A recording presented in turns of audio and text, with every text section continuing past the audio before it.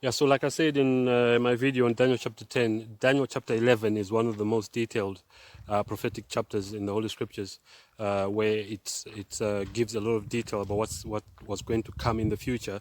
Remember, bearing in mind that it was written during the time when Daniel was alive, a lot of detail about what was coming in the future, what was going to happen in the world. Some where it speaks of some very important and powerful characters, starting with Xerxes. He also mentions King Ahasuerus, but not necessarily by name. It kind of gives their characteristics. So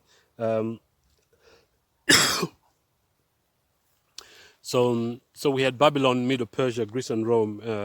In fact, before we get to Rome, so Babylon, Medo Persia, and then Greece. Greeks, when Alexander the Greek died, his kingdom was split up between his four generals who actually basically fought each other for control of the kingdom. And then eventually we have the king of the north and the king of the south, who were ruling the Greek Empire. And they are referred to as the king of the north because one of them was north of Israel, and then the other one was south, in the south of Israel. That's why they call the king of the north and the king of the south. So the one of the differences with Daniel chapter 11 compared to other prophetic chapters in God's word is that it's it's taken literally. It's literal. It's not using symbolic language, and stuff like that. It's a literal prophecy of what was coming in the days of in Daniel's day.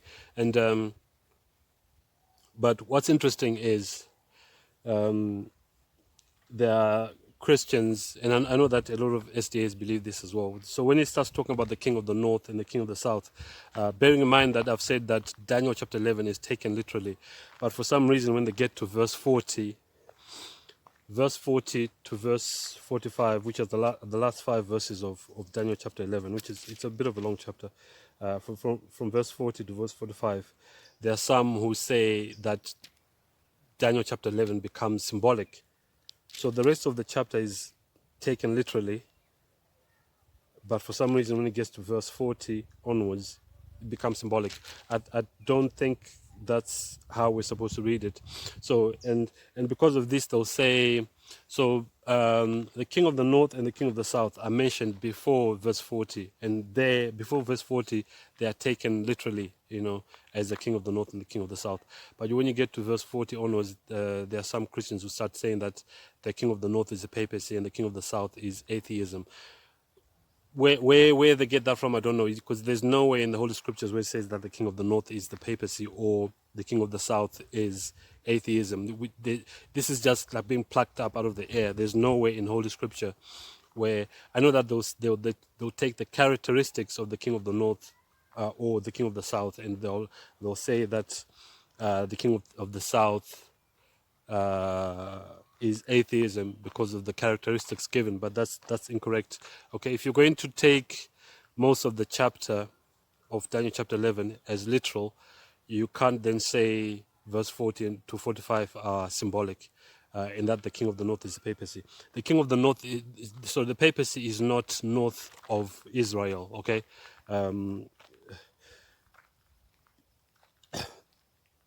and atheism is not south of Israel either. It's a literal chapter, so we have to take everything literally. And in fact, what I'm going to do is I'm not going to be going through the chapter explaining everything because it's very, very detailed. It's a very detailed chapter, and I do have notes written in my chapter in my Bible on that chapter. But what I'm going to do is I'm going to share with you two videos where I believe someone else has done a very good job of explaining this chapter, and maybe I may not do it justice by trying to explain it myself. So so the video that I'm going to attach to this video is a video it's a sermon by Brother Pinto. I forget his full name, Bill Pinto maybe. where he explains Daniel chapter 11, and Brother Pinto is from Earthen Vessels. They're like a small church, and they share their videos on YouTube. And then the other video, which I'm going to link in the description, is by Even Sadler. Hopefully it's still on YouTube. If not, what I'm going to do is I'm going to maybe try and upload it to YouTube and then attach it to the description, where they both say that Daniel chapter 11 is a chapter in which everything is to be taken literally, and most Christians do take Daniel chapter 11 literally, except for some who, when they get to verse 40 and to from verse 40 to verse 45, they start saying that it's symbolic. So yeah, that's not how we read scripture. So yeah, that's what I'm going to do. So it's actually a very good or a very interesting chapter. And in fact, one of the pioneers of the SDA Church, whose name was Ellen White, said that we really need to read and understand Daniel chapter 11, because it actually talks about, it kind of helps us to understand where we are in prophetic time, because, you know, they say forewarned is for armed. When you know what's coming upon the world, you can then prepare yourself. Because if you read the very end parts of Daniel chapter 11,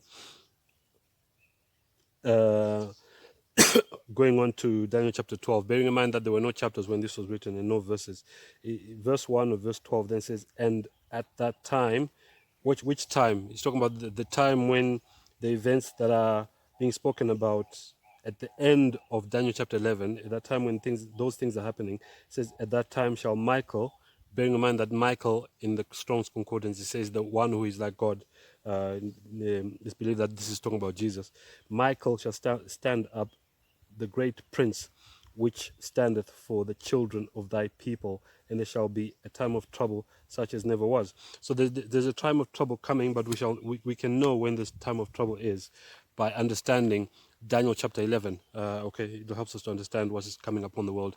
And right now here in October, today being the 4th of October 2025, we already made a video earlier just talking about some of the things that are happening around the world, especially with regards to digital IDs, which we know, because the devil works incrementally. We know that there's a mark of the beast system that's coming, that's going to be foisted upon the whole world, but it's going to be done incrementally, and one of the stepping stones to the mark of the beast is digital ID, and then credit scores and CBDCs. All these things are going to work together. Okay, so it's good to know what's coming in the future. God is so good to us because He even tells us what's actually going to happen first, so that we're not, groping in the dark, not knowing what's actually coming upon the world.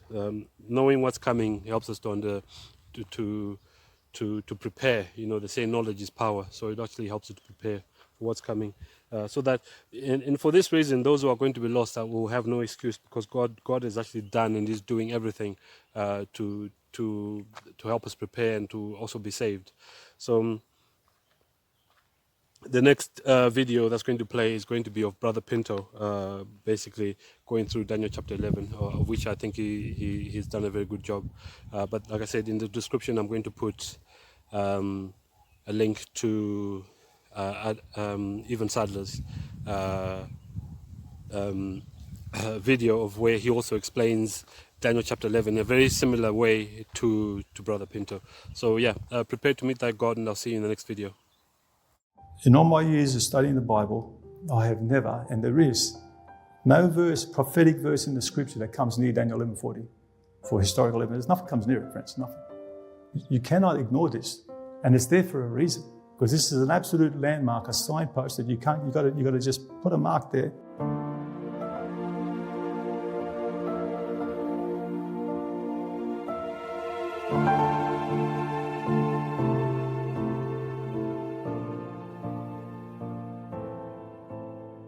Study on Daniel 11, it's not every verse.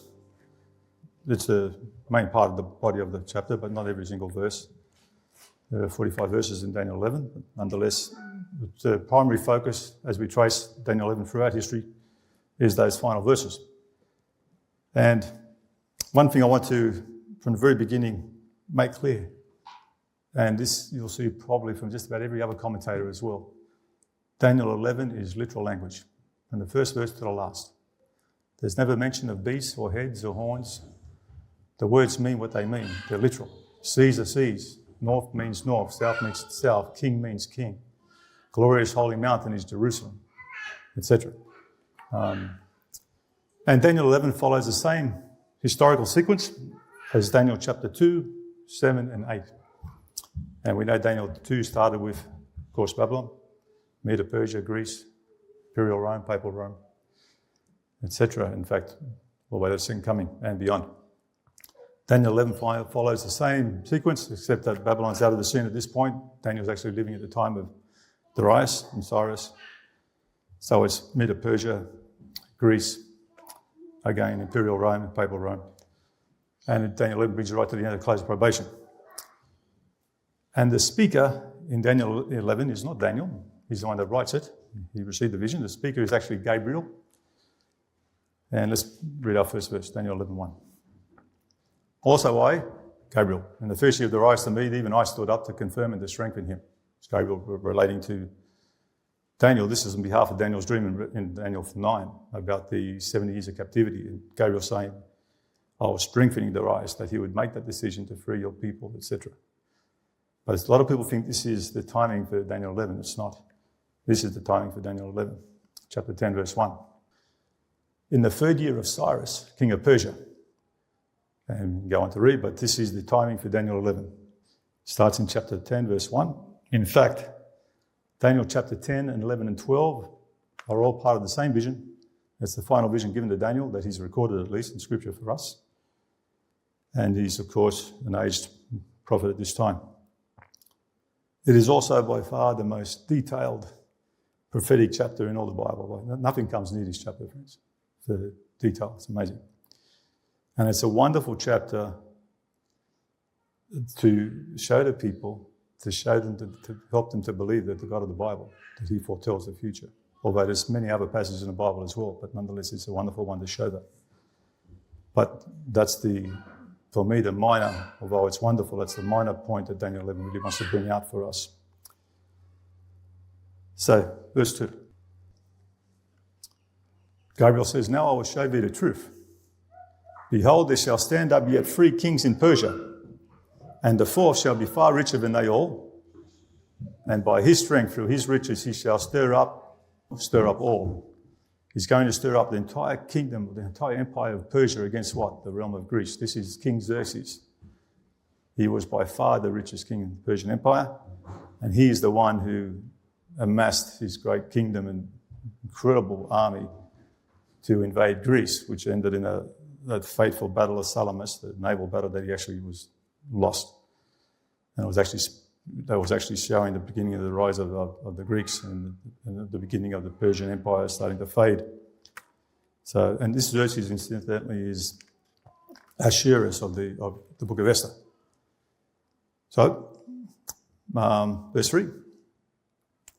Remember with Daniel 2, 7 and 8 as well, who followed Persia? Greece. And that's what this is referring to, this same sequence, same order. After Xerxes and the Persian Empire, Gabriel says, And a mighty king shall stand up, that shall rule with great dominion and do according to his will. This, of course, is Alexander the Great, the he-goat of Daniel 8. And he certainly did stand up. He certainly was a mighty king and certainly did rule with a great dominion over the entire Persian Empire. And he certainly did do according to his will. However, notwithstanding that, didn't last that long. 10 years of campaigning, of conquering everything. And then the prophecy goes on to say in verse 4, And when he, Alexander, shall stand up at the very height of his kingdom shall be broken, and shall be divided toward the 4 winds of heaven. That's north, south, east, and west. And notice this, not to his posterity. Shall be plucked up, and that's his dominion, of course, and even for others besides, even to. So, again, just already in 4 verses, notice the detail that we receive in Daniel 11 that the previous prophecies of Daniel don't give you. Or they do, but this much more detail. It's the 3rd year of Cyrus. This is forgot to mention.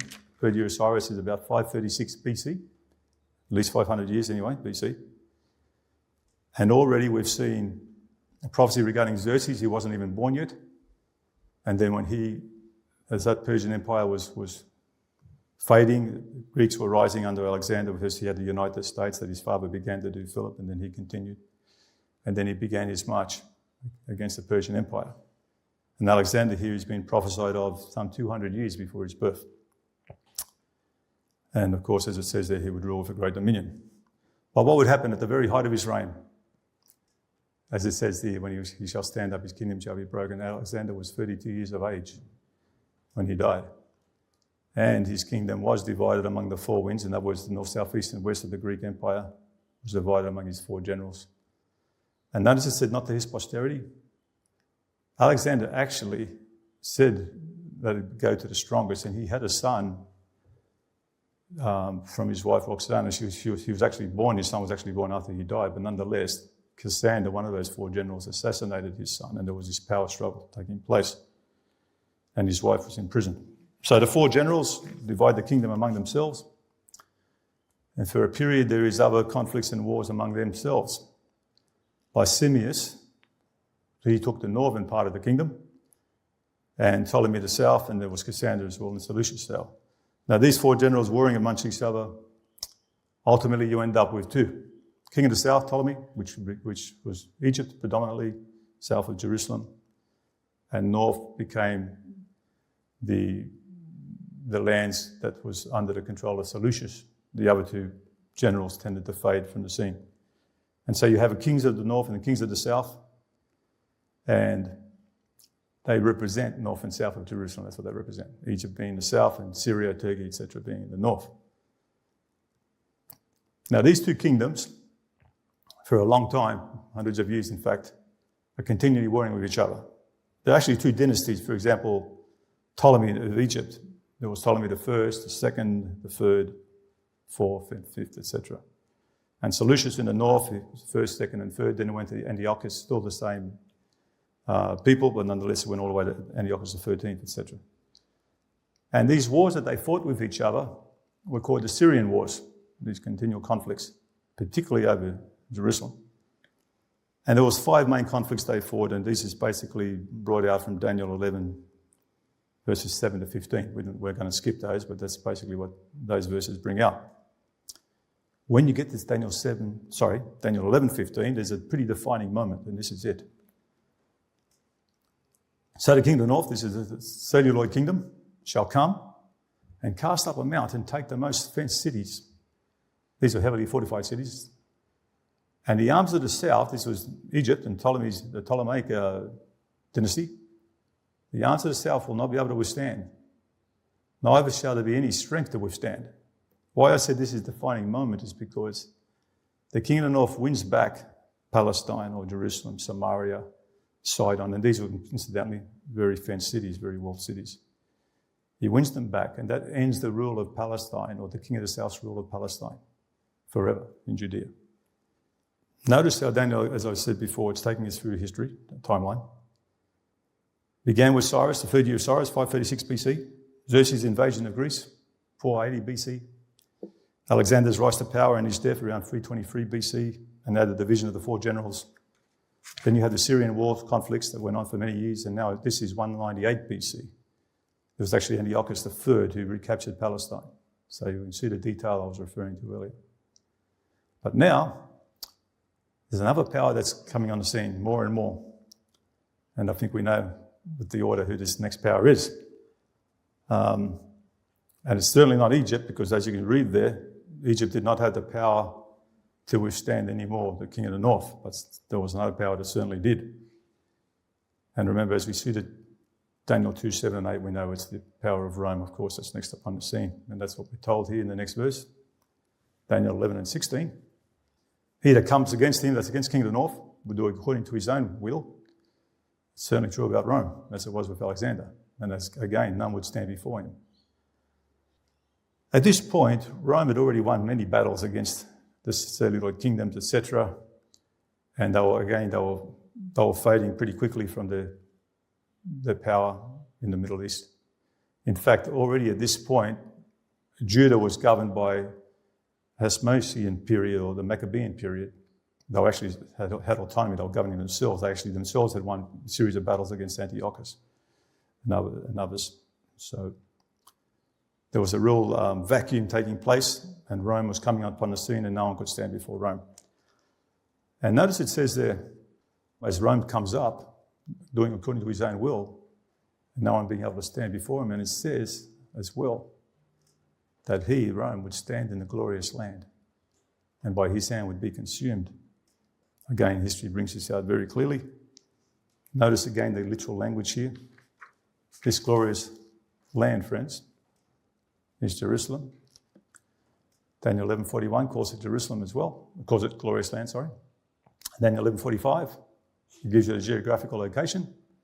When the king of the north plants his throne, he's between the seas in the glorious holy mountain. And Daniel 9:16, Daniel's prayer. O Lord, according to all thy righteousness, I beseech thee, let thy anger and thy fury be turned away from thy city, Jerusalem, thy holy mountain. Glorious land, friends, is the holy mountain is Jerusalem. And you know what's interesting with this? This previous verse, stand in the glorious land. No one, to my knowledge, denies that Jerusalem. I mean, nobody. But when they get to verse 45, suddenly the glorious holy mountain becomes the church. This is what I meant about the literal language doesn't change. When you start spiritualizing the last 5 verses of Daniel 11, or even more, some do the last 10, you're breaking a very important biblical principle. And that is, unless a figure or symbol is used, you take the Bible according to its obvious meaning. And the obvious meaning, especially when it's used that way earlier in the chapter, and you agree with how it's used, you have no license to now use or to try and interpret these things symbolically, especially when the language hasn't changed. I make this point all the time. If the language shifted to symbols and heads and horns, etc., okay, you've got a point, but it doesn't. So you're not being consistent, and it actually brings contradictions. Anyway, so who was it that we were reading here from Rome, who did according to his own will and stood in the glorious land? Who was it? History tells you. It was Pompey the Great in 63 BC. A lot of these quotes today are just simple historical encyclopedias. They're not Bible commentaries. And it's beautiful because you can go right through Daniel 11 with just historical records. So another way of confirming the scripture and the prophecies. So Jewish independence, remember I was saying, there was the Maccabean period. It came to an abrupt end when Pompey annexed Palestine to Syria. See, they'd already had the north, as I was saying earlier. Not only Syria, but also Turkey, which was Asia Minor at the time. And now he annexed Palestine and Jerusalem as well. That's just like the prophecy said would happen. He would stand in the glorious land. And again, 63 BC, Roman General Pompey conquered the land of Israel, entered the Hasmonean state, and brought Palestine into the Roman Empire. He was a remarkable general, this man. In fact, he never lost a battle until he met with Caesar. In fact, he even defeated Caesar earlier on, but he never lost a battle, so you can imagine. No wonder he was called Pompey the Great.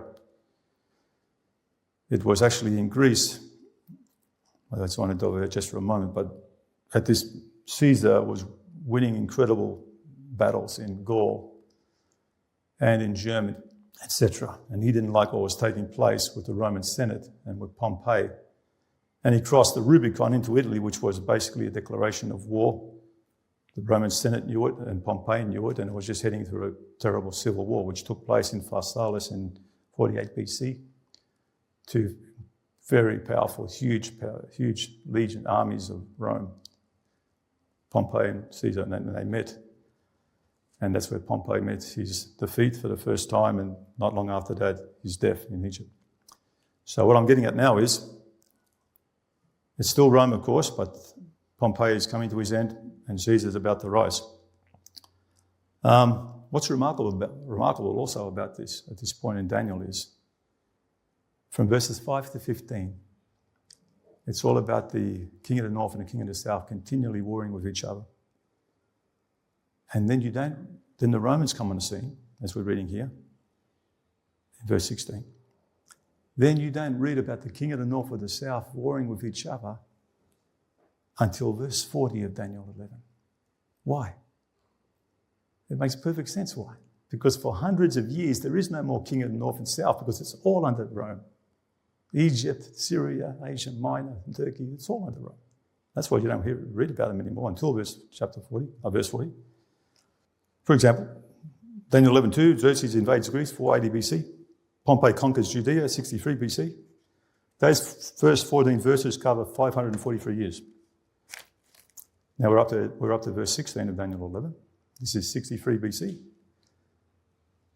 And Daniel 11:40, which we're going to see, is 1798. 25 verses, they cover another 1850 years. And when you get to verse 45 of Daniel 11, you have to close of probation, the end of the world, basically. So, again, so I'm saying there's no chapter in the Bible, prophetic chapter, that covers the detail and the history and the length of this earth's history like Daniel 11 does. And everything we read is literal. And nowhere in the language are you supposed to understand it any other way. There's no symbolism. The glorious land is Jerusalem. It's not the church. The south means the south of Jerusalem, in other words, Egypt. It's not atheism, as some will have you believe. And the north is not the papacy, which is west anyway. The north means the north of Jerusalem, as all those earlier verses reveal, which everyone, in fact, agrees with. Now, as I was talking about Julius Caesar, the next 3 verses are dedicated to him. Daniel 11:17. See how it says he would set his face with the strength of his whole kingdom? This again is referring to Caesar, particularly because he was the first Roman general who then became emperor. In other words, it was the end of the Republic, well, as far as Caesar was concerned anyway. And he made himself the emperor of the whole empire. And this is what it means by the strength of his whole kingdom. It also goes on to say, and in fact, this is what I was talking about earlier, he actually followed Pompey. He knew he had to destroy Pompey in order for this to take place, which he did. Goes on to say there, it would be given to him the daughter of women, and she would not stand on his side, neither be for him. Who's the daughter of women referred to here? Notice this version, Aramaic, well, in plain English. She would not be established and she would not be his. This I personally believe, and many historians as well, but nonetheless, was Caesar's mistress, Cleopatra. As he defeated Pompey in Greece, continued on into Egypt. And Cleopatra, she wasn't Egyptian, she was of Macedonian descent. In fact, she was the daughter of Ptolemy XII. Very ambitious. She was actually involved in a feud with her brother, a younger brother, Ptolemy, for the throne of Egypt. And this is why she wanted to be established with Caesar. She saw the possibilities there. And she actually birthed him a son.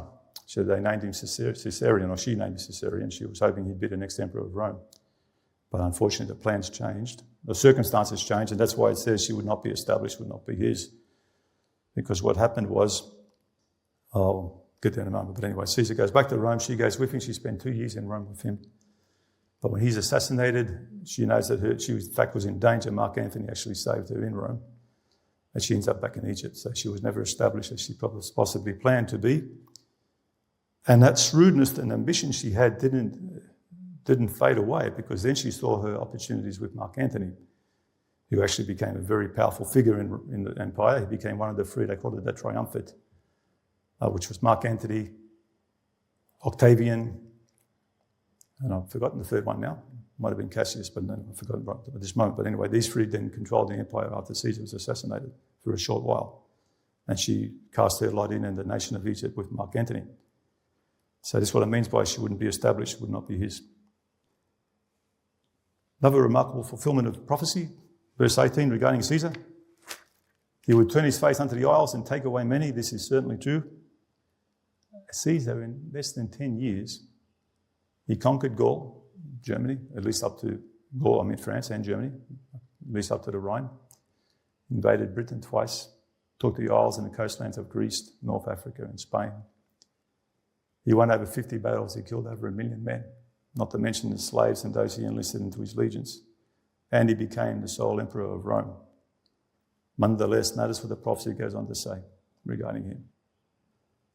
no matter of all his great triumphs and victories, he would turn his face toward the fort of his own land, back to Rome, but he would stumble and fall and not be found.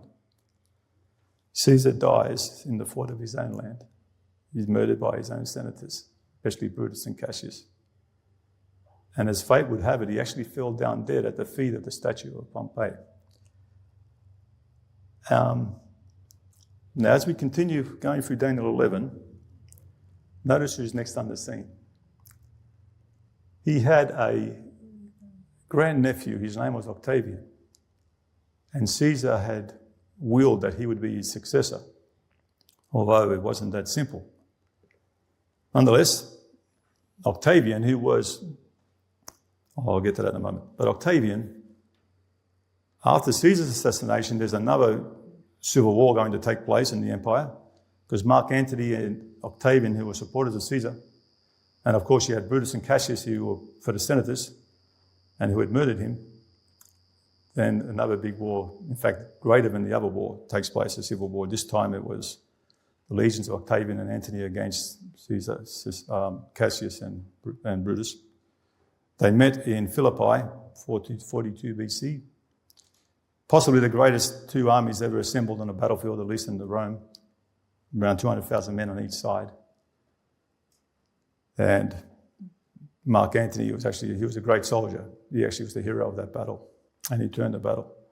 Cassius and Brutus perish, or they in fact commit suicide. Cassius first, Brutus a little bit later. That's the end of the Roman Senate, or the Roman Republic, or the Senate, I'm sorry. And this is the beginning of the Caesars and the emperors.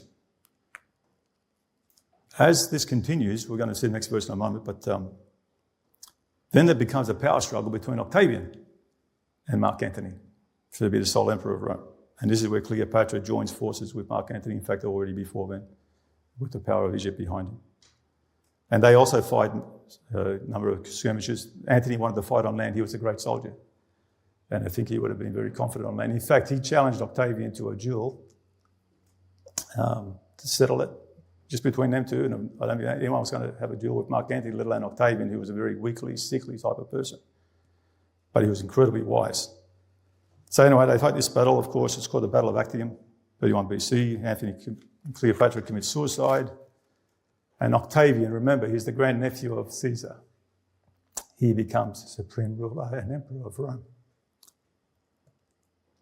And as I was saying, very wise man. He becomes known as Caesar Augustus, the greatest Caesar Rome ever had. We just read about Caesar turning to a fort of his own land and stumbling and falling and not be found. And the next thing you read, then shall stand up in his estate, in Caesar's estate, in other words, from his family, would stand up another king or another emperor. He'd be a raiser of taxes. He would stand in the glory of the kingdom. And when he is destroyed, or shall be destroyed, it will be neither in anger nor in battle. Notice how all these identifying marks connect with Caesar, Augustus, or Octavian. First of all, in his estate, as I said, he was the grandnephew of Caesar, comes from his line. And he was the one that Caesar had wanted to take over from him anyway. He would stand up and take the kingdom. In the glory of the kingdom, this Caesar Augustus is the beginning of the golden period of the Roman Empire. They flourished and they had relative peace for all of his reign. I mean, there was always wars, etc., but within themselves, there were no more civil wars. He reigned very wisely and expanded the kingdom, and he invaded Britain as well, etc. So it was the golden age of the Roman Empire, and mostly peaceful. And it also says he was a raiser of taxes. Notice what the time period here is. Gospel of Luke tells us. Luke 2 verse 1. It came to pass in those days that there went out a decree from Caesar Augustus that all the world should be taxed. And as you keep reading here about Joseph and Mary in the last verse, to be taxed with Mary, this is Joseph, his espoused wife being great with child. So the times of Caesar Augustus now bring us down to 4 BC with the birth of Jesus. Again, notice the detail of Daniel 11. No prophecy comes near. One more point regarding Caesar Augustus. The end of his reign, notice it said he wouldn't be destroyed neither in anger nor in battle. That's significant because that was pretty rare for an emperor to die peacefully at home. Usually it was through assassination or war or other ways, but prophecy, all this was prophesied hundreds and hundreds of years before the Roman Empire even existed, let alone Caesar and then Octavian, etc. But it even tells you how he dies in peace. And the next verse now, verse 21. So Augustus passes from the scene, and now notice it says in his estate again, it's going to rise another emperor. As he's dying, his wife asks him to nominate Tiberius, their son, to be his successor. You know how Augustus answered? He said, "Your son is too vile to wear the purple of Rome." Gabriel said that to Daniel hundreds and hundreds of years earlier, that the man who would stand up in Augustus' estate would be a vile person. And notice they would not give honour of the kingdom to him like they did to his father. But notice how he obtains the kingdom through flatteries. For they certainly went against Augustus' wishes, and it was through flatteries, through trickery, through deception that, if you go into it, that Tiberius gained the throne. And it certainly wasn't his father's desire. And just like the prophecy had said, in his estate would stand up a vile person, that's Tiberius. And history records that Tiberius was a vile, debased, and a wicked emperor. So much so that the prophecy said they would not give him the honour of the kingdom. When Tiberius died, the citizens of Rome celebrated. He received no honour from people in his life, and especially not in his death. Again, just like the prophecy said would take place. Tiberius' death is at 37 AD. He was the emperor at the time of the crucifixion of Jesus. Now, next verse, Daniel 11:22. With the arms of a flood shall they be overflown from before him. In other words, the conquest and how he kept Palestine and the other parts of the Roman Empire subdued under him. As I was saying, he didn't have the wisdom of Augustus, that's for sure. And it says also, shall be broken, yea, also the prince of the covenant. This is none other than Jesus Christ. This is a direct parallel with Daniel 9, 25 to 27, the 70 weeks where the Messiah would be cut off in the midst of the week. And what's interesting with Daniel 11 is, up until now and even continuing, you read of these great kings like Xerxes and Alexander, great generals, and the great victories and the great conquests, etc. Caesar, Pompey. And Daniel 11 even gives you half a verse at least to Christ, the greatest king of all, the King of kings, etc. And instead of lifting up the great conquests of the other generals, etc., it tells you about Jesus' victory, but it was a victory where he was broken at the cross. Daniel 11:22 is the cross, friends, the cross of Calvary. That's what gained Christ the throne one day when he'll be King of kings and Lord of lords. Now we're going to skip a few verses now in Daniel 11. We're going to move along to verse 31. From here on it gets very, very interesting. Remember the order? Daniel 2, 7 and 8. Babylon, Medo-Persia, Greece, Imperial Rome. We're up to Imperial Rome here now, even the death of Christ. And then, of course, Papal Rome comes on the scene. Daniel 11 follows the same order.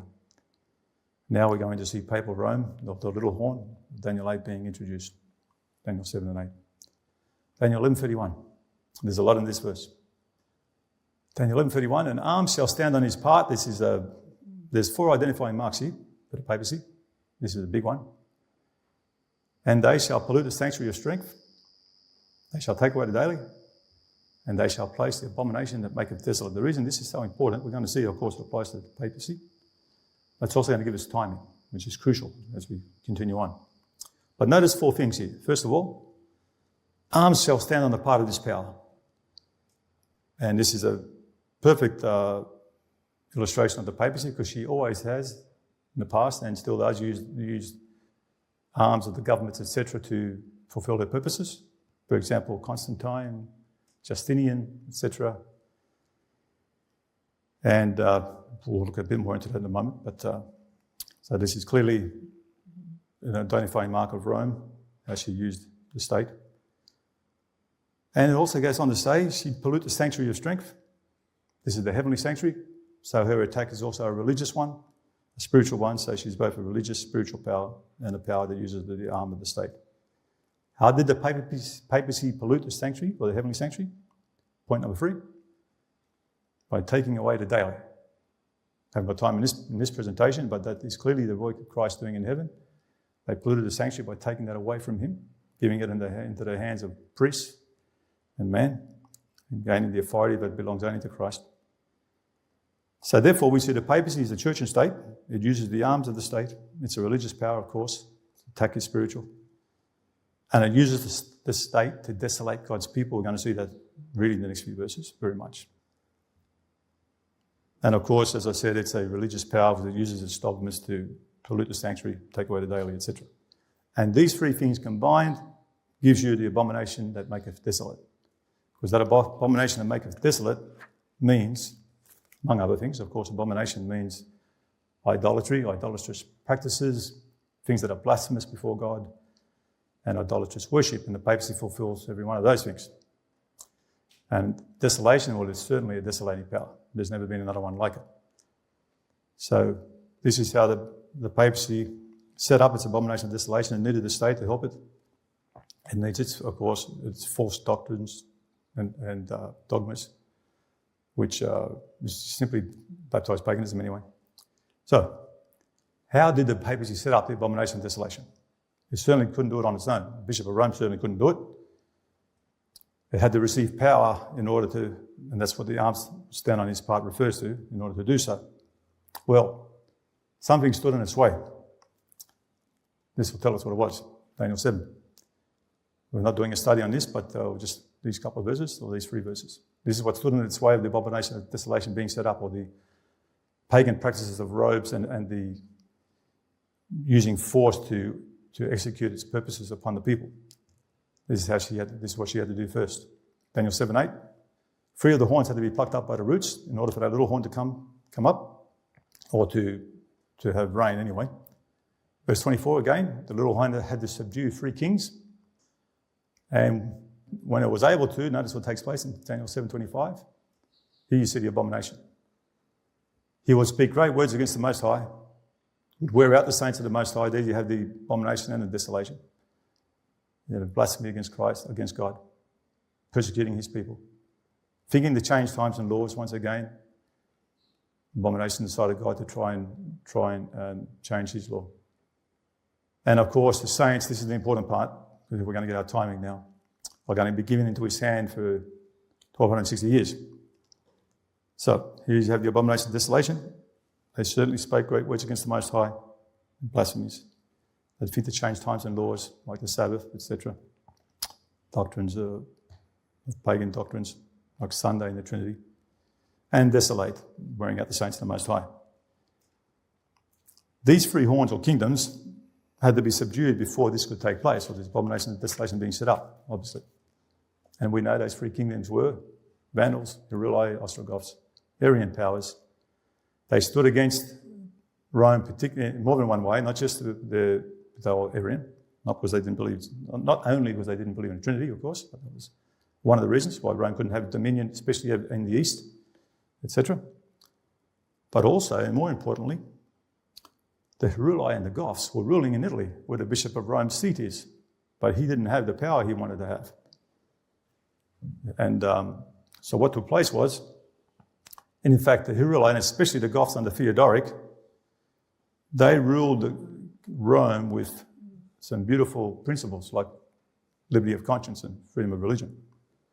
And these principles, the Bishop of Rome has never liked, and the Bishop of Rome certainly didn't like, because religious liberty and freedom of conscience restricts the power you can have over people. And of course, that's what Rome wants. And it certainly didn't sit well also with Justinian, the emperor in the East. So remember it said, arms shall stand on his part? The Bishop of Rome used Justinian to destroy the Vandals. Then he used the Goths.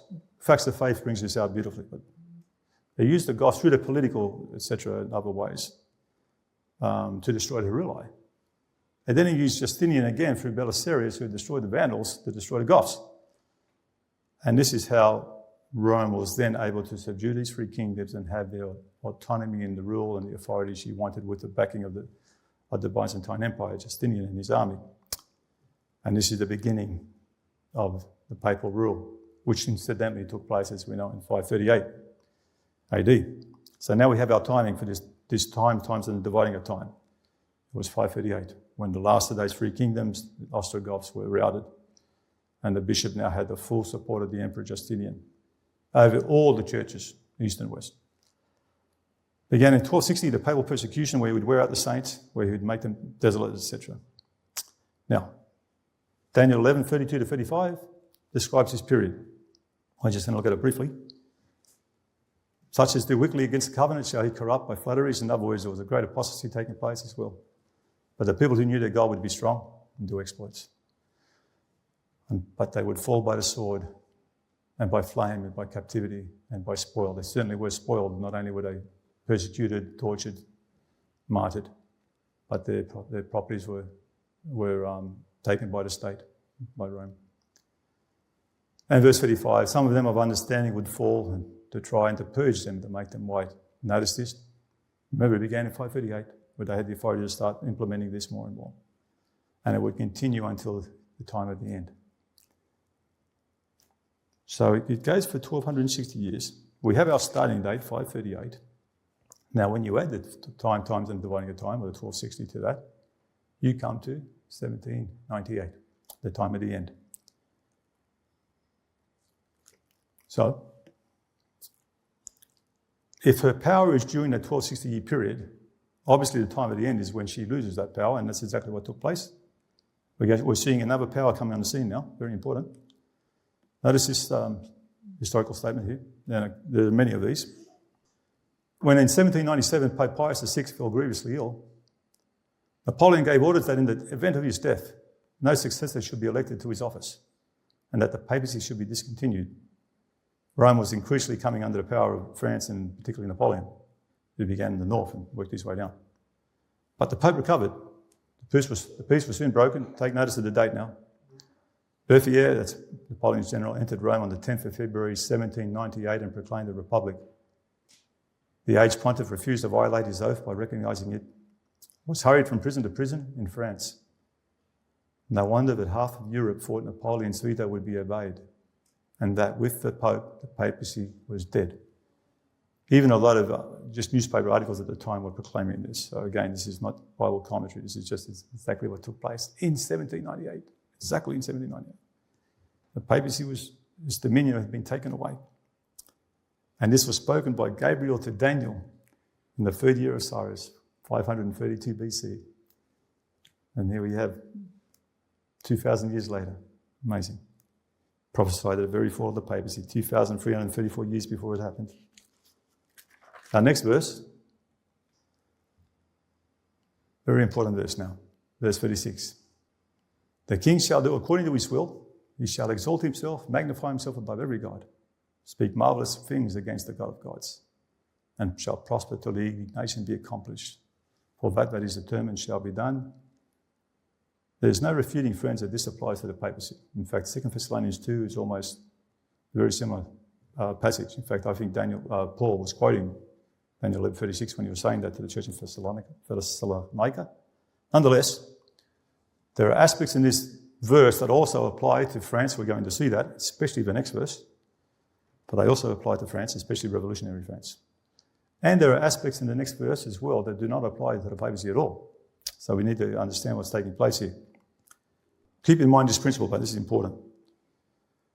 As we saw with the papacy with Justinian, with the Goths, etc. And in fact, if you study even how imperial Rome began, they were just a small tribe in Rome, in Latino Rome.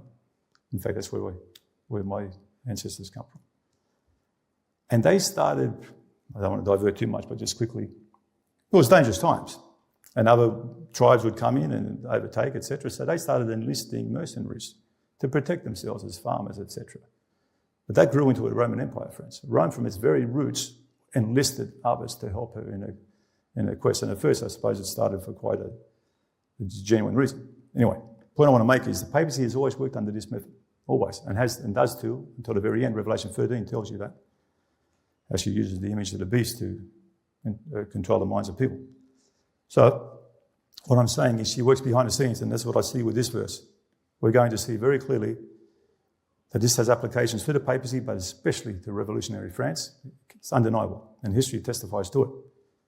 The papacy is behind destabilising monarchs and governments, bringing about wars and upheavals. It has throughout all time. And as I was saying earlier with the Goths, etc. For example, notice the next verse for a moment. Still talking about from verse 36. Neither shall he regard the God of his fathers, not a desire of women nor any God. He's going to magnify himself above all. And brethren will say, there you go, this applies to the papacy.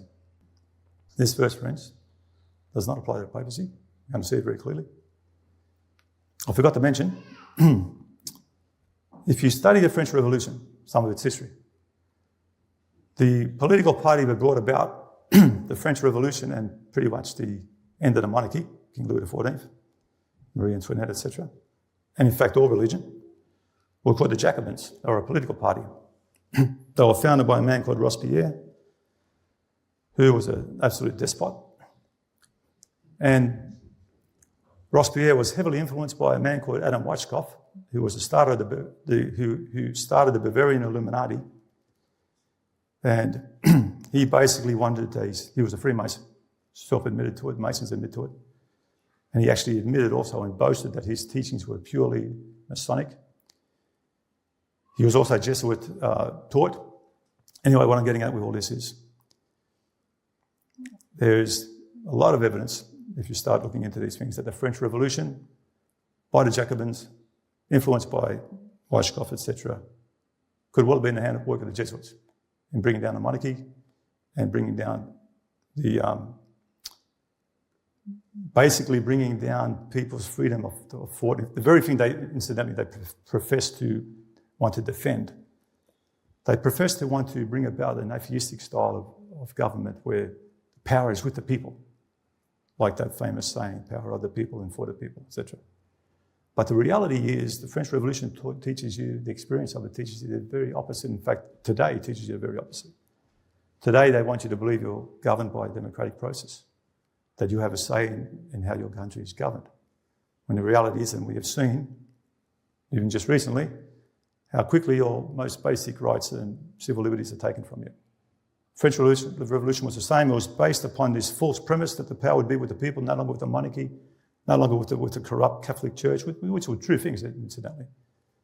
Here they are living in this amazing luxury while the people were starving, so no doubt they had a right to be angry about it all. But what was the result? The people lost their religious liberty. They lost their freedoms. They were beheaded for the most basic, the most trivial, presumptuous accusations. And there was total anarchy. So the exact opposite took place. And who was controlling for a period? The Jacobins, the small political party who promised all these things to the people. And they in turn started losing their heads like Robespierre. So what I'm getting at is they bring about a revolution to try and give power to the people, but in reality the power is for them. It's not power of the people for the people, but it's power of the Jesuits and for the Jesuits or for their agenda. And the revolution is an example of that. So I could see how Rome would be working behind to bring about her means in the long term. The point I want to make with this is, this verse we're looking at now cannot apply to the papacy. We're going to see that clearly now. And honesty is required here. How can this apply to the Catholic Church, for example? The Catholic Church, regardless of what you think of the doctrines, I mean, I have whole sermons upon the Catholic Church's Antichrist doctrines.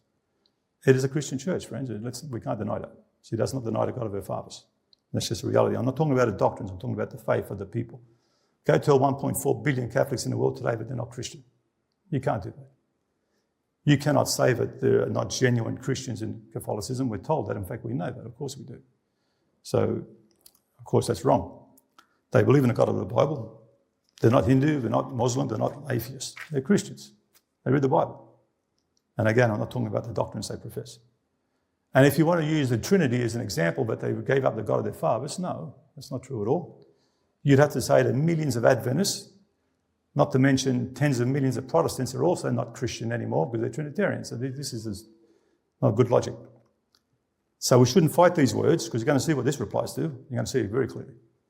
Don't fight these words, because God's trying to help you. He's trying to set a landmark here that's going to help you with the remaining of the chapter.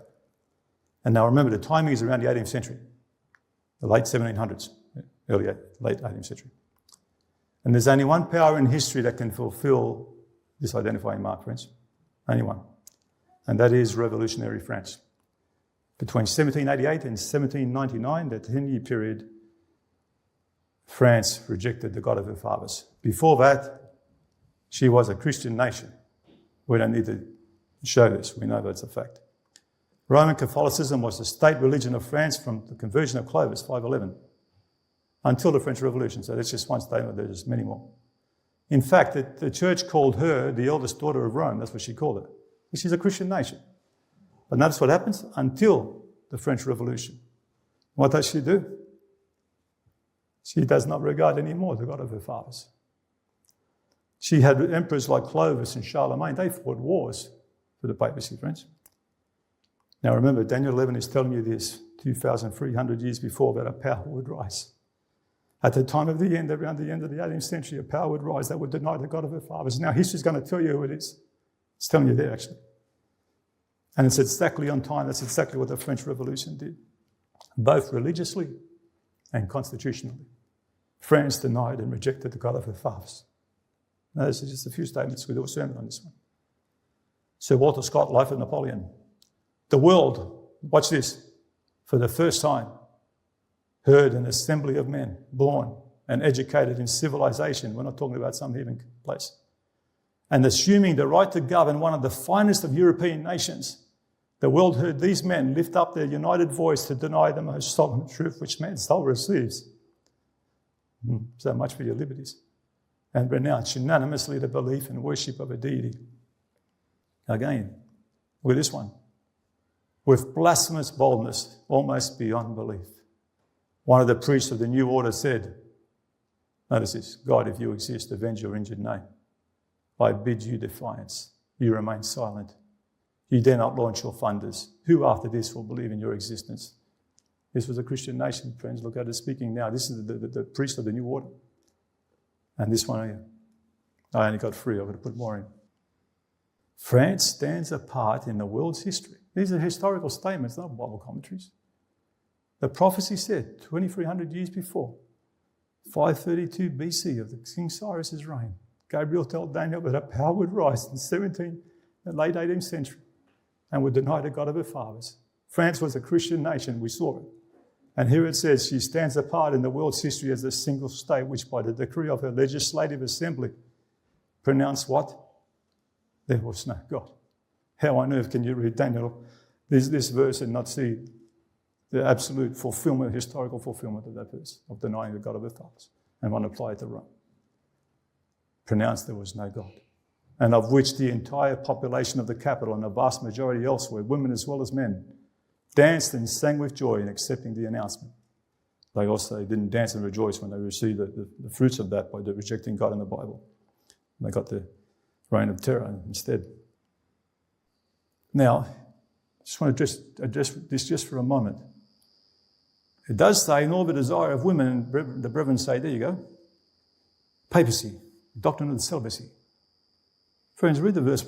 Let the verse speak to you. Don't just read what you want into it. It doesn't say the desire for women. That would be the doctrine of celibacy.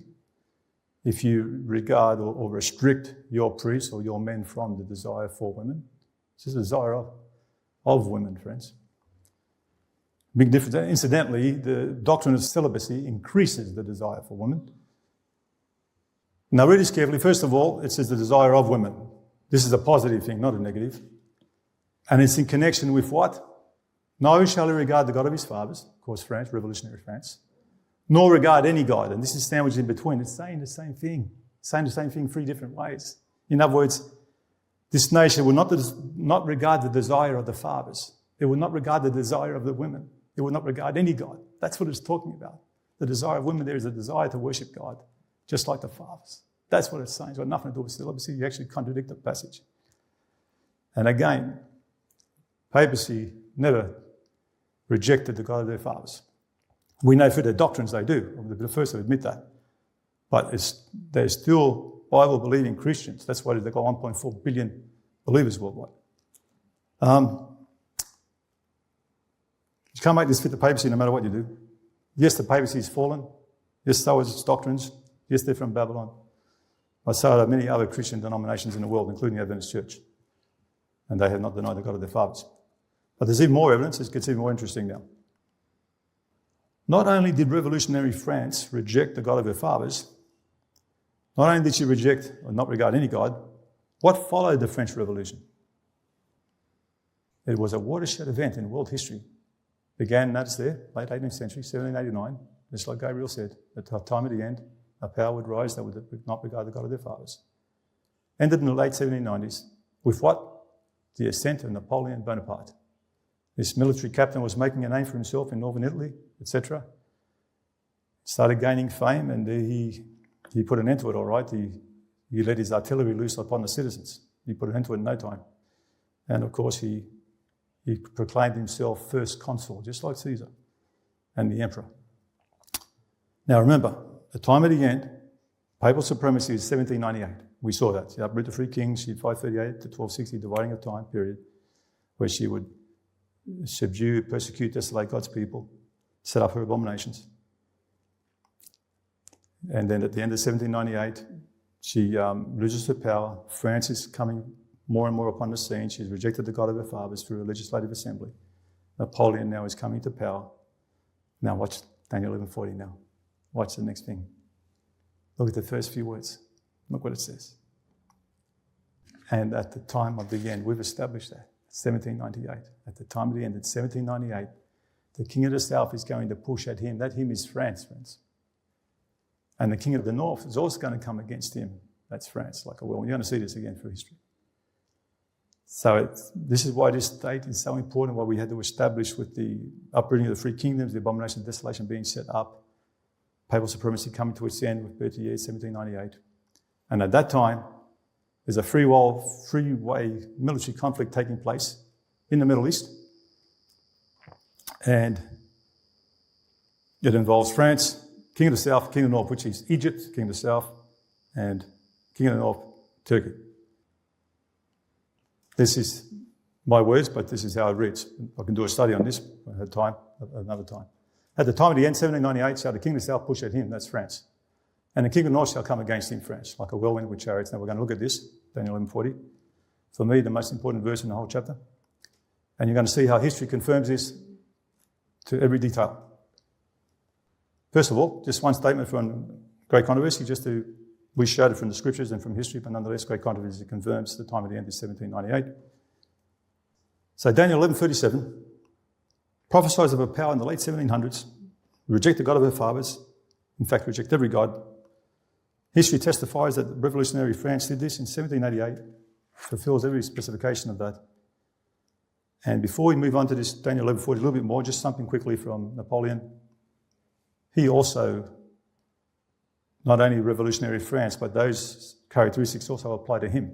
Notice it says he rejected the God of their fathers. He was Corsican, incidentally. And not regard any God, magnify himself. Napoleon certainly did that. He would honor the God of forces, etc. Now watch this. Look what Napoleon says. There's the verse we just read on the left. He would not regard the God of his fathers. Napoleon said, I prefer the religion of Mahomet. It is less ridiculous than ours. The Mohammedan religion is the finest of all. He's certainly not regarding the God of his fathers. Nor regard any God. Napoleon said, if I had to choose a religion, the sun as the universal giver of life would be my God. And the God of forces, the margin in Daniel 11 will tell you that's also munitions. What did Napoleon say? Look how these verses apply to him as well. God fights on the side with the best artillery. I have always followed the God of war. Daniel 11:40 prophesied 2,300 years before that this same power of France would be involved in a military, after rejecting the God of her fathers and then the rise of Napoleon, would be involved in a military conflict with Egypt and Turkey in 1798. Remember the detail we've been seeing? Did the French under Napoleon fight against Egypt in 1798? Friends, these things, a person can have other views, you can have put other applications, do what you want, Don't deny history. You can't deny history. I'm just reading it to you, friends. This is what took place. Battle of the Pyramids in 21st of July, 1798. Just like Daniel 11:40 told you would happen. As I said, 2,300 years before.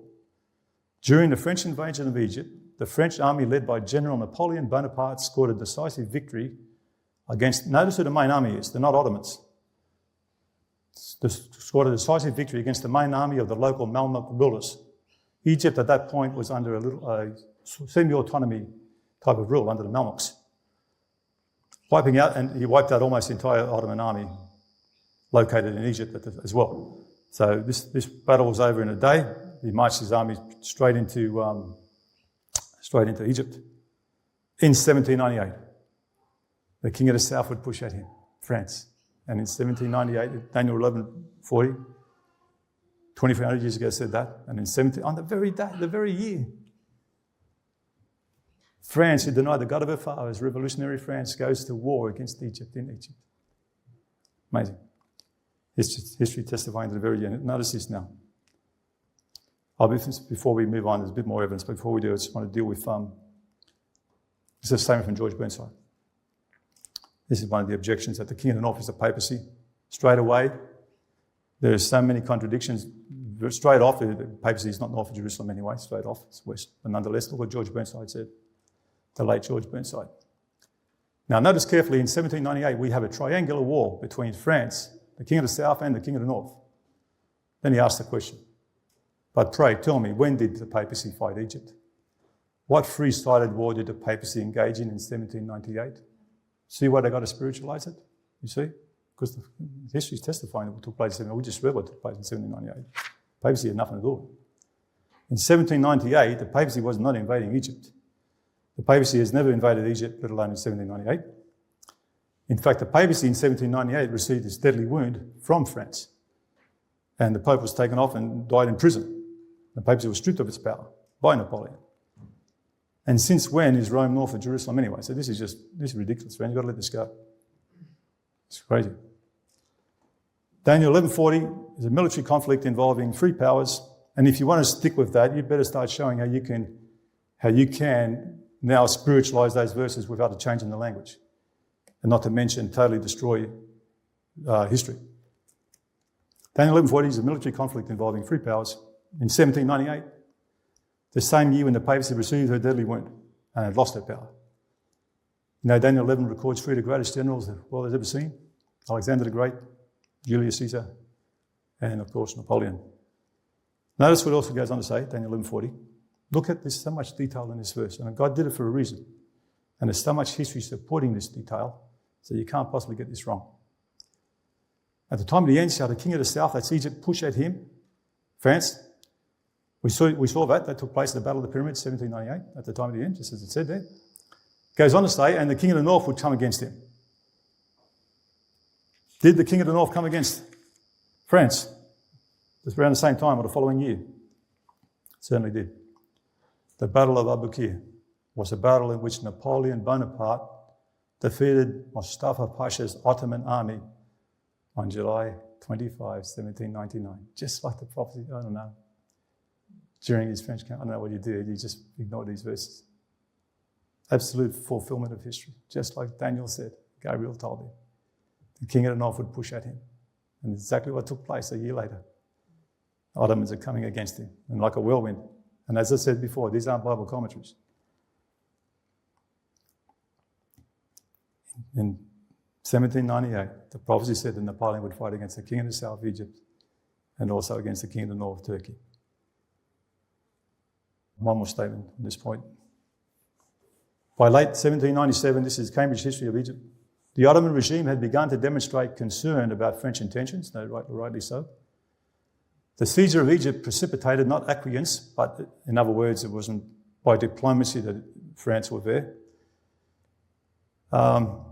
In fact, if you go into that, it's quite interesting how they tried to make it look like it was Egypt starting it. Anyway, it says in the beginning of 1799, a former tripartite alliance linked, notice this, who the allies with the Ottomans are, Britain and Russia.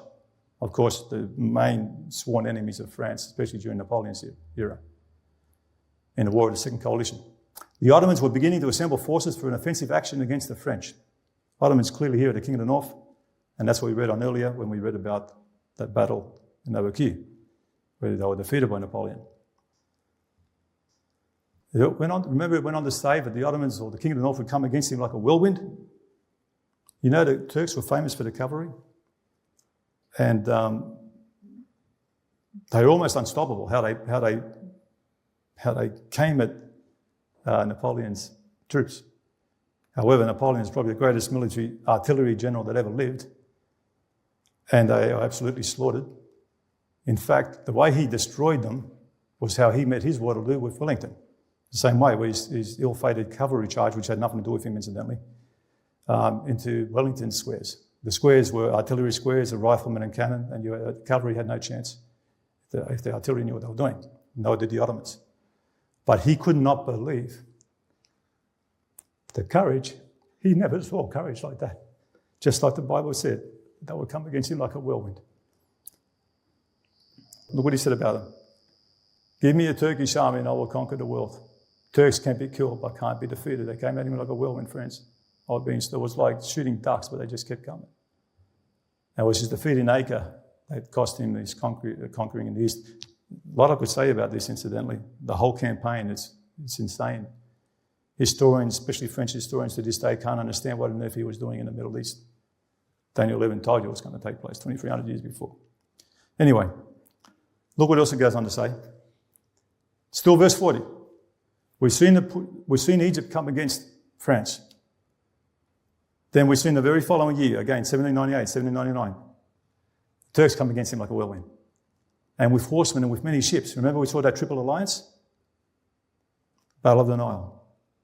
Horsemen with many ships, notice this. Battle of the Nile. Again, look at the date, 1798. Major naval battle fought between the British Navy and the French Republic. Mediterranean coast, and notice who else they were using the British Navy for. No sooner had the French forces returned from the campaign to Syria that the Ottoman forces were transported to Egypt by Sidney Smith's British fleet to put an end to the French rule in Egypt.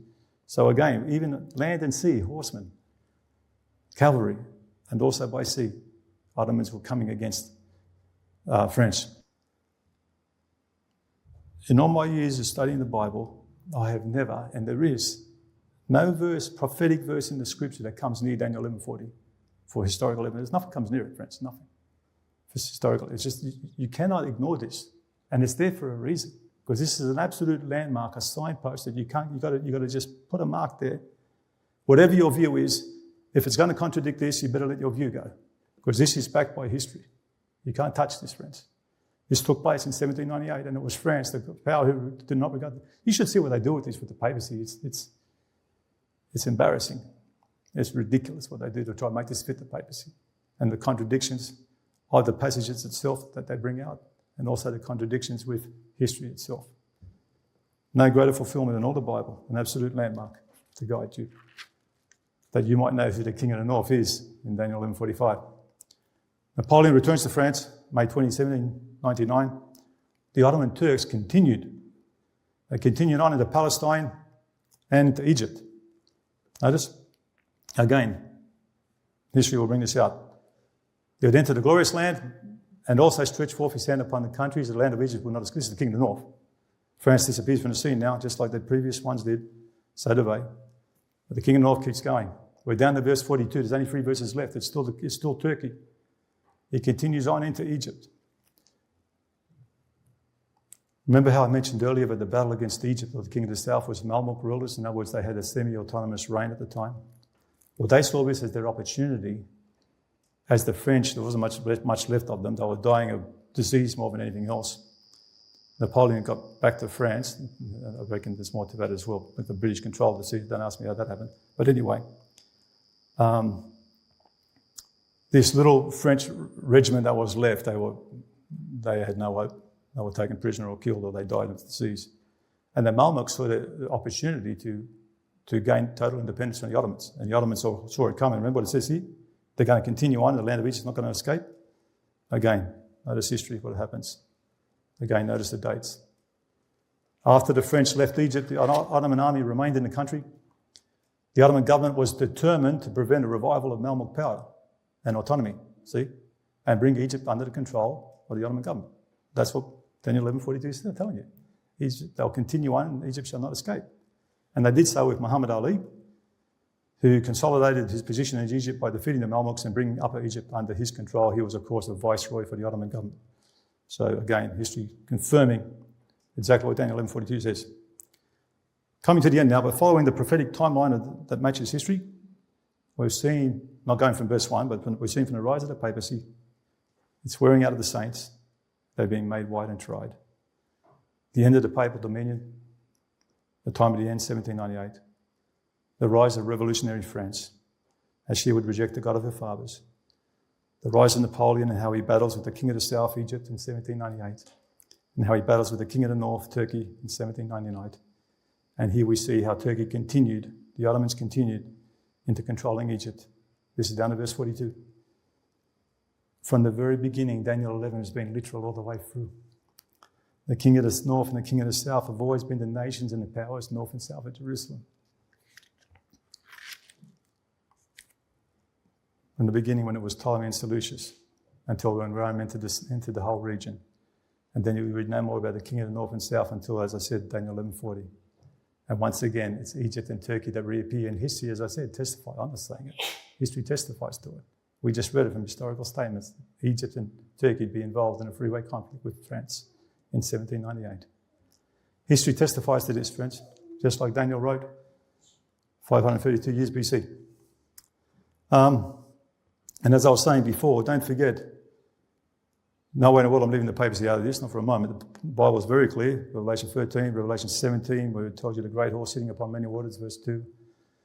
And the kings of the earth committed fornication with her, and all the nations have been made drunk with the wine of her fornication. The papacy is behind the scenes, friends. She controls all world affairs. We know that. And I believe she was controlling these affairs. And especially in the last days, she'll be controlling the world affairs when it unites the nations of the world against the confederacy of Islamic nations that we spoke about in the previous study, against the king of the north, and bring it to its end. But the papacy, friends, is not the king of the north.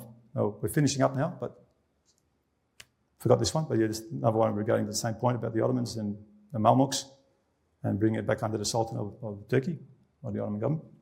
So, papacy is not the king of the north. Notice this. He, the king of the north, is going to plant his throne or his tabernacles between the seas and the glorious holy mountain, in other words, in Jerusalem. This is the only verse that hasn't been fulfilled. That shows you how close we are to the end of the world. Turkey, or whether it's a confederacy of Islamic nations led by Turkey as the caliphate, Erdogan certainly wants to be that. He said he wants to be that. He wants to be Saladin. Nonetheless, they're going to achieve it. But it says but he shall come to his end, and no one will help him. And at that time, Michael stands up, closes probation, 7 last plagues, etc. So that's how it reads to me. That's how it reads to anybody who just wants to read what it's saying grammatically without having a viewpoint. That's how it reads. However, of course, people know this. But if their view is the papacy, or if it's the devil, or it's someone else, particularly papacy or the devil, incidentally, I forgot to mention, I have an entire study that I hope I can do on the objection to the papal view. So many contradictions it brings out. But anyway, the point I was making is the brethren who teach the papacy, or say, they can't read it this way because they know the papacy and Satan does not come to his end when Jesus stands up to close probation, of course. They know that. And so, I say to them, well, you're cutting off Daniel 11:45 and Daniel 12:1. But I saw a comment recently on our website from a brother. I don't know where he's from, US or somewhere, but a brother who made a big deal of this. See this word, yet? He makes a big deal about that word. Because he wants to profess he's not cutting it off. And this is what they do, what they want to show. Now, I'm not making any accusations here. I'm just I'm showing you their argument. This is what he says. He says, yes, the king of the north is going to, of course, whoever your king of the north is, in this case it's the papacy according to this person, he's going to plant his throne there in Jerusalem. And at that time, Michael stands up. That's what he does. See the orange? But then they want to tell you, I'm not cutting off 1. You are cutting it off. You're cutting off the most important part. So don't say, by all means, hold your view, but be honest about it. You are. You're cutting off the most important part. When he comes to his end, and none shall help him. And that's when Michael stands up. That's how it reads to me grammatically. Anyway, there's more to this because you know to have an event now. Because if your event doesn't happen, you just lost any hope of understanding close of probation. And if it starts happening, as I understand it, they're happening through Turkey and Muslim nations, and it's happening. If you don't want to accept it, then you're kidding yourself because it's happening in front of your eyes.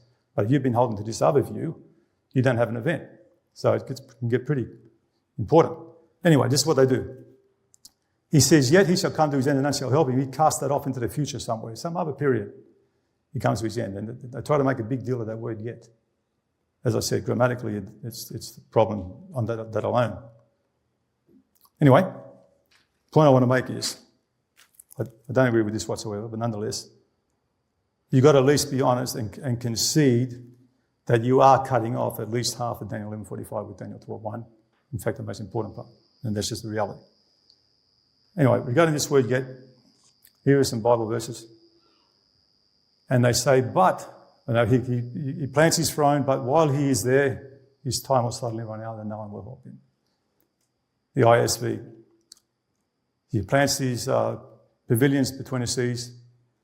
He'll come to his end and none will help him. And the other ones all say, but he will come, or then he will be destroyed. And sure, we could have a translation. I can have one, can make a big deal of it. And I admit these aren't the best translations. Look at the next ones. These are the most precise ones you can find, friends, because these are literal translations. These are translating. These people don't have a particular view they want to prop forward. They're just telling you what the words say, word for word. 3 literal translations. The word yet's not even there. Literal standard. He plants the king of the north, the tents of his palace between the seas and the holy desirable mountain, and has come to his end. There's no helper to him. Smith literal. Plants the tent of his palace between the seas to the mountain of holy glory, and he came even to his end.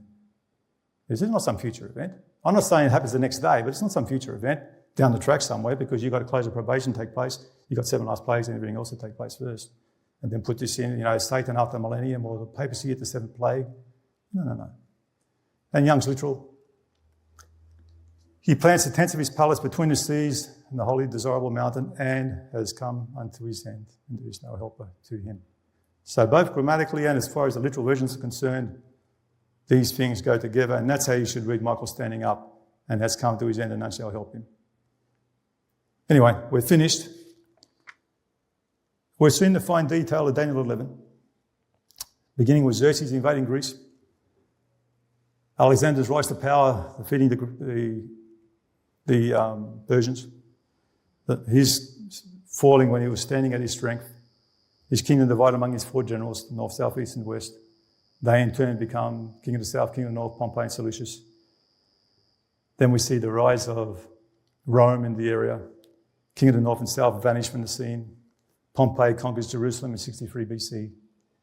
And Pompey comes to his end, and Caesar has the dominion now for a period. And it's the reign of the Caesars and the emperors. In his estate would come one which was his grandnephew Octavian to become Caesar Augustus, the raiser of taxes, brings you down to Jesus' day.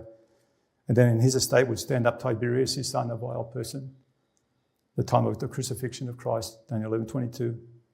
You have Mark Antony, Cleopatra. You have the rise of the little horn, the papal persecution of the abomination being set up for 1260 years.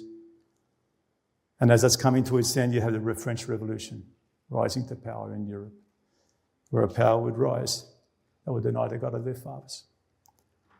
And you have the rise with that, as that French Revolution, with of course, Napoleon. And in 1798, at the time of the end, France would be involved in a battle in the Middle East with King of the South, Egypt. In 1798, it took place in the Battle of the Pyramids. And the very next year, the King of the North would come against him like a whirlwind. And in 1799, the Turks came against him like a whirlwind. And then they would continue on. He vanishes from the scene, France and Napoleon, but they continue on into Egypt. Verse 42. Every verse, friends, I'm not twisting any means. It's exactly what it's saying, and it matches perfectly with history. All perfectly fulfilled history. Why?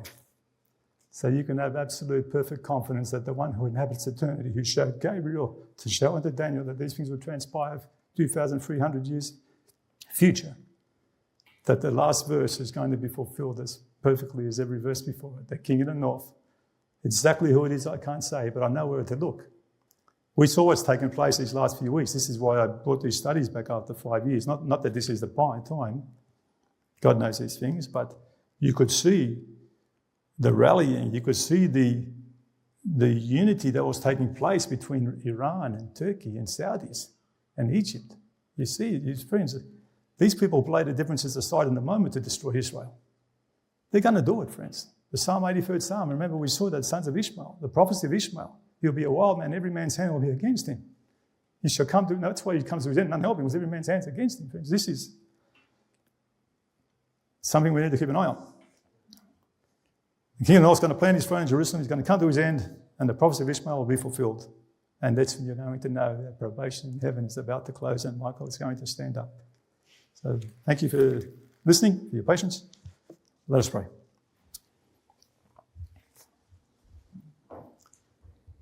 Loving, eternal, and heavenly Father, in Jesus' name we thank Thee, Lord, for Your word.